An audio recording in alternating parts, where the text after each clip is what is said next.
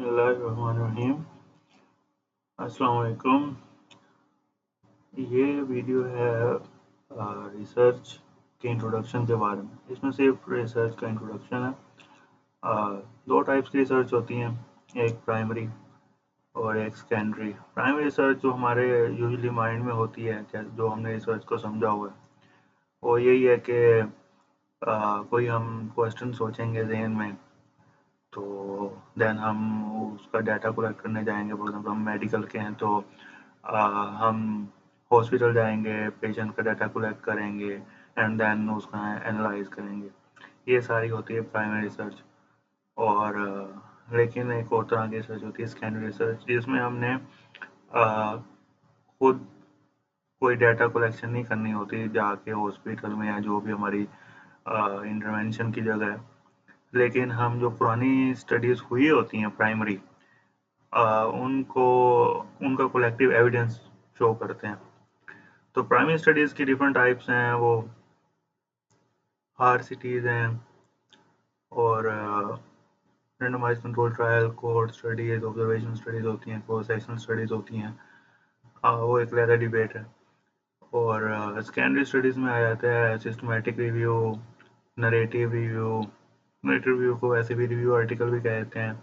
And systematic review के साथ हम एक और चीज़ करते हैं, उसे कहते हैं मेटा एनालिसिस। तो मैं आपको जस्ट दिखा देता हूँ कि होती कैसी हैं स्टडीज़। ये है प्राइमरी स्टडीज़, जिसमें मेन जो चीज़ है देखने वाली वो इसके मेथडोलॉजी है कि उसमें एक इंटरवेंशन हुई है, ग्रुप को डिवाइड किया गया है और फिर देन उसका रिजल्ट्स कैलकुलेट किए गए हैं खुद। तो बाकी जो हमारे नरेटिव रिव्यू और सिस्टमेटिक रिव्यू हैं, वो नरेटिव रिव्यू पहले दिखाता हूँ आपको। Narrative review is just like कि एक हम कोई भी हमारा टॉपिक है, जैसे ये है कार्डियोमायोपैथी टेक्नोलॉजी और उसकी इम्प्लीकेशन हार्ट फेलियर मैनेजमेंट में और पल्मोनरी हाइपरटेंशन में। तो हमने मेनली इसके ऊपर एक जैसे ऐसे लिखा जाता है वैसे ही लिखना है कि उसका इंट्रोडक्शन हो, और फिर ये सिस्टम होता क्या है और हार्ट फेलियर क्या होता है और देन उस पल्मोनरी हाइपरटेंशन क्या होता है। देन हम उसका क्लिनिकल एविडेंस देंगे कि कितने क्या स्टडीज़ कह रही हैं इस बारे में कि कार्डियोमायोपैथी टेक्नोलॉजी हार्ट फेलियर के मैनेजमेंट में और पल्मोनरी हाइपरटेंशन के मैनेजमेंट में क्या रोल प्ले करती हैं।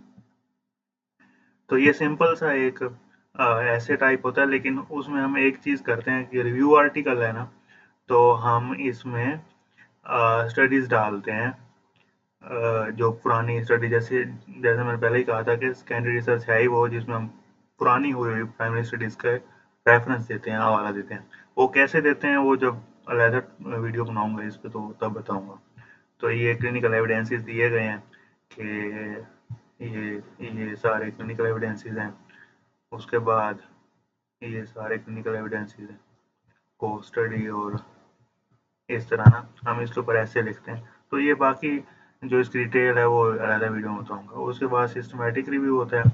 इसमें ये होता है कि इसमें हम वैसा ऐसे नहीं लिखते, इसमें हम सिस्टमेटिकली मतलब अपने जहन में क्राइटेरिया सोचते हैं कि फॉर एग्जाम्पल हमने ये टॉपिक है हमारा सिंटोबैक्टर ह्यूमेनाइज, इसकी ना रेजिस्टेंस की प्रेवलेंस, इस बैक्टीरिया की जो रेजिस्टेंस स्ट्रेन है उनकी प्रेवलेंस सऊदी अरबिया में ICU पेशेंट्स में। तो हम इस पे सारी स्टडीज़ ढूंढते हैं कि कितनी मतलब क्राइटेरिया सोचे कि हम लास्ट 10 साल की जो स्टडीज़ हुई हुई हैं प्रेवलेंस पर और उसकी रेजिस्टेंस प्रोफाइल पर, वो सारी ढूंढ के देन उससे हम एक कलेक्टिव एविडेंस देते हैं। ये इसकी अलग मेथडोलॉजी होती है और अलग ही सारा प्रोसीजर है करने का। तो इसकी भी एक अलग वीडियो बनाऊंगा। ये मेन इंट्रोडक्शन है हमारा रिसर्च का। और जो मेन अभी हम आगे कैरी आउट करेंगे वो है कि हम सिस्टमेटिक रिव्यू कैसे करते हैं।